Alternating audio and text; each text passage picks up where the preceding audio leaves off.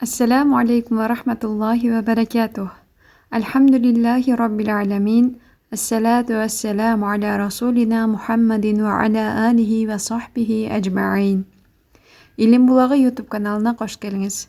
Тажвид менен Куранды үйрөнөбүз онлайн курсунун 15-чи сабагындабыз.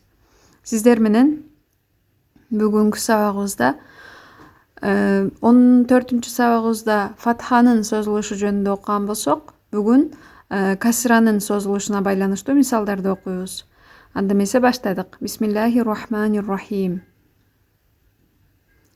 И, ли, фи, зи, аби, ахи, дини, бани, дину, алиму, рахиму, азиму, قيل, يتيم, خيفة, خليفة, قدير, عليم, سميع, بصير, عالمين, صادقين, فاسقين, كافرين, أبابيل,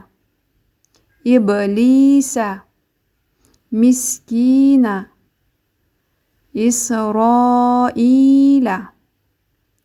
Мына ушундайча сөзсүз түрдө 2 и өлчөмүндө узартабыз. И деп узартып, анан сөзсүз түрдө узартылган жерди гана, узартылган тамганы гана узартып окуйбуз. Эч качан узартылбаган тамганы окубайбыз. Бизде эң көп ошол жаңы үйрөнүп жаткандардын катасы ошол болот. Ката эмне үчүн жасалат?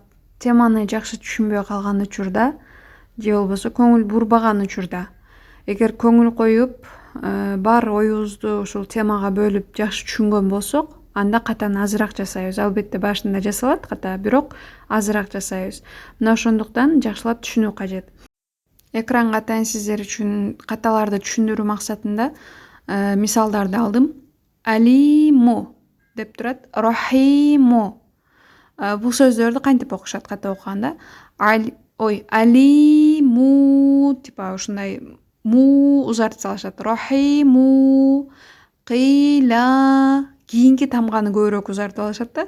Мына ошондуктан мүмкүн болсо узартуу белги турган тамганы, узартуучу тамга турган тамганы гана узартабыз, калганына узартуу коюштун кереги жок.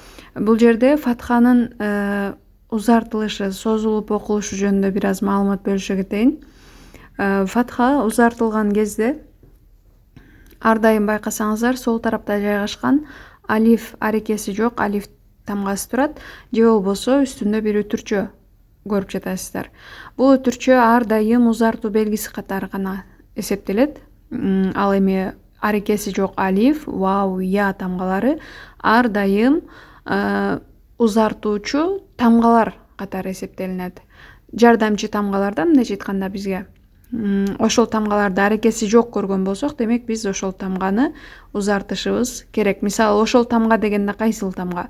Ба тамгасынын жанында алиф коюлган болсо, я коюлган болсо, вау коюлган болсо, демек түшүнүшүбүз керек, бул жерде узартуу белгиси катары турат. Эгер арекеси жок болсо. Салыштырып карай турган болсок, бүгүнкү өткөн темабыз касра темасынын созулушу болду. Касра темасында байкасак, я тамгасы ар дайым колдонулат. Я тамгасынын астында, я тамгасынын эмес, анда мурунку тамганын астында көрүп турганыңыздардай сызыкча белги бар. Бул ар дайым коюлат. Эгер сиздер ошол сызыкча белгини же болбосо касра белгисин көргөн болсоңуздар, анда ал сөзсүз узартылат деп эсептелет. Албетте арекеси жок, я болуш керек жанында. Кээ бир учурда болбогон учурлары да кездешет. Мына ошондо дагы узартуу белгиси катары кабыл алып, аны узартып окууну улантабыз. Сиздер менен маалымат бөлүшүүнү улантабыз. Кечеги сурообуз Куранда аты аталган жалгыз аял ким деп сураганбыз. Ал Азирети Мариям энебиз. Бүгүнкү сурообуз Курандагы катар эсебине карата биринчи сүрө кайсы? Бул маалыматтарды сөзсүз түрдө эсте сактап калууга аракет кылыңыз. Эгер эс тутумуңузга ишенбесеңиз, анда дептерге жазып кайталай жүрүңүз. Анда эмесе мен сиздер менен коштошом. Бүгүнкү сабагыбыз сиздерге пайдалуу болду деген үмүттөмүн. Жаңы бир кадам таштап 15-чи сабакты өтүп алдык. Эми буюрса 16-чы сабакты өтөбүз. Сабактарды жакшы көңүл коюп угуп, жакшы даярданып, кийинки сабакка даярданыңыздар. Ассаламу алейкум ва рахматуллахи ва баракатух. Ал эми көнүгүүнү кайталайбыз бөлүмүн сөзсүз түрдө кайталап сабакты аягына чейин чыгарабыз.